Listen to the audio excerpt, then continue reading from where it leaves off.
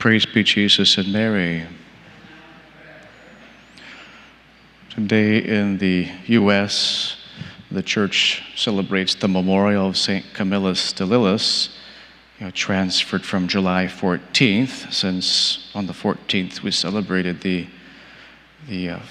memorial of St Kateri Tekakwitha. So St Camillus was born in Chieti, Italy in 1550 of a noble family with a pious mother and a not-so-pious father. He was the only child who survived infancy.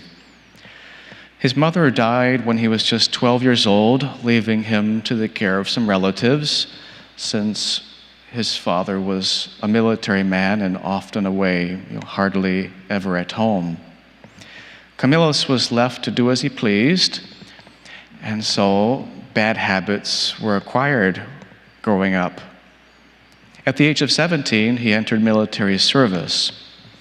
His life up until then was rather disorderly, easily prone to laziness and of a violent temper.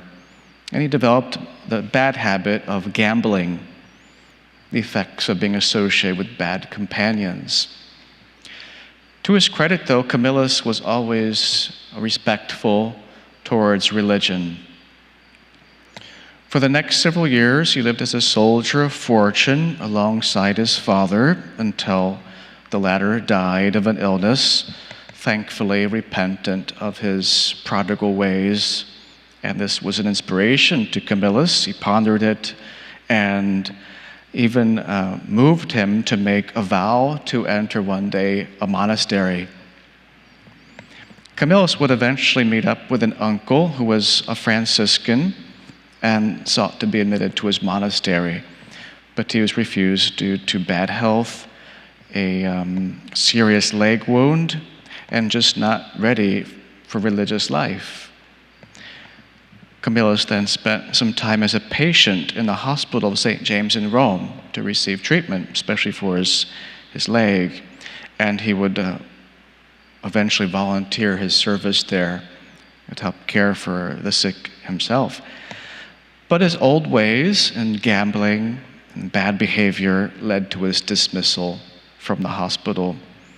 For the next 2 years, Camillus went back to the life of a soldier, first with the Army of Venice, from which he was dismissed because of bad behavior, getting into trouble, almost getting into a duel.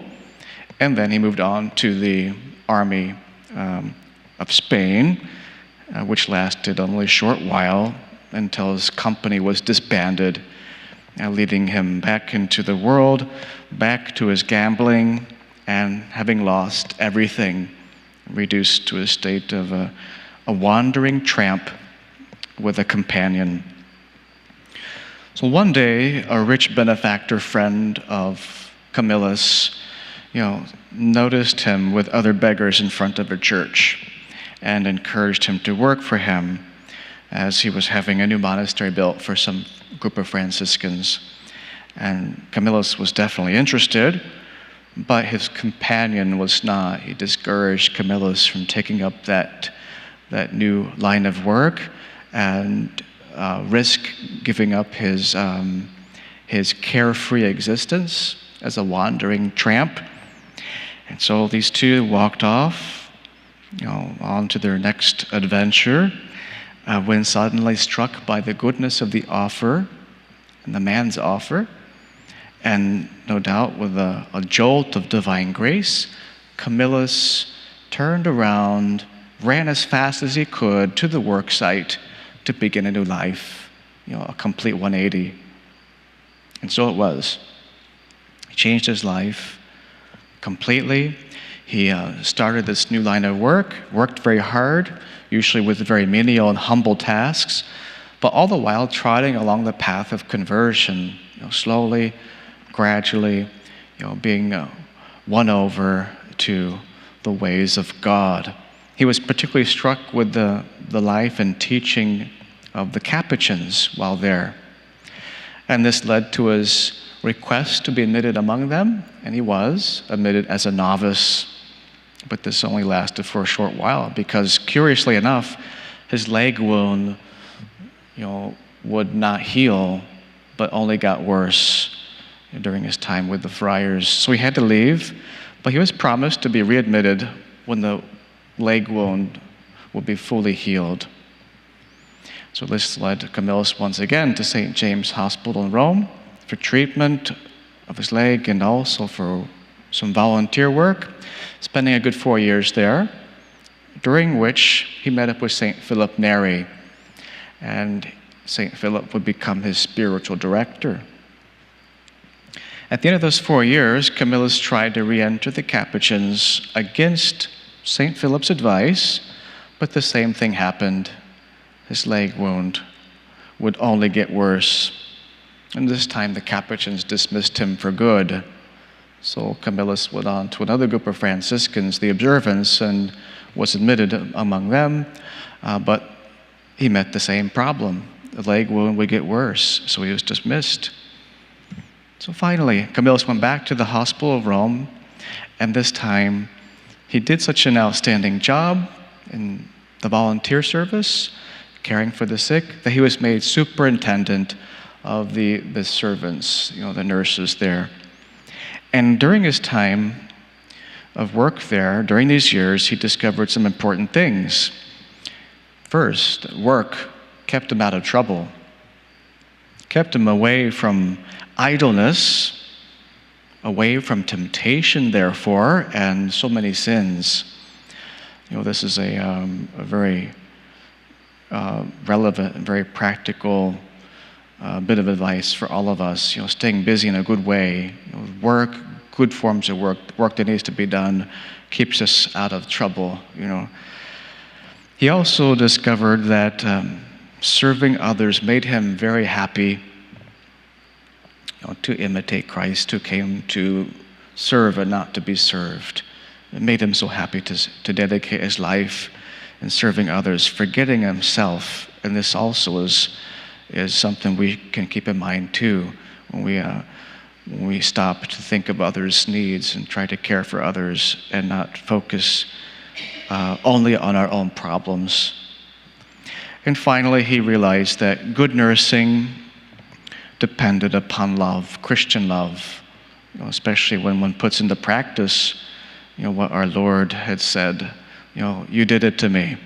When I was sick, you came to visit me. He also noticed that the clergy at the time and at that place in Rome were not on top of things when it came to serving the sick in the hospital. So he studied for the priesthood at a Jesuit college and was eventually ordained a priest to also administer spiritually, to the sick. And with a few other like-minded companions, Camillus found a new religious congregation, the ministers of the sick, also known as the Camillians, who still carry out their good work today. Camillus spent the rest of his life serving the sick, especially the dying, and he himself died on July 14th, 1614.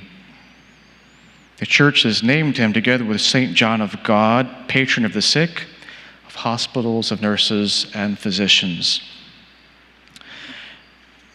By way of conclusion, we can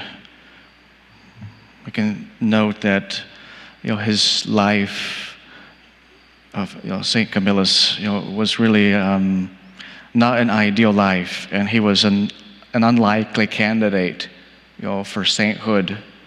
Just things were all against him, as it were, to reach such a point as sanctity. And so it seemed, but God's ways are not our ways, and with God, all things are possible. St. Camillus' life proves that sinners, even great sinners, can become great saints, as God calls them to, calls all of us to. So thankfully, St. Camillus, soldier turned saint, surrendered, admitted defeat in a good way, admitting defeat to God, to Christ, and to his call, which we heard in today's gospel. Come to me, all you who labor and are burdened, and I will give you rest. Praise be Jesus and Mary.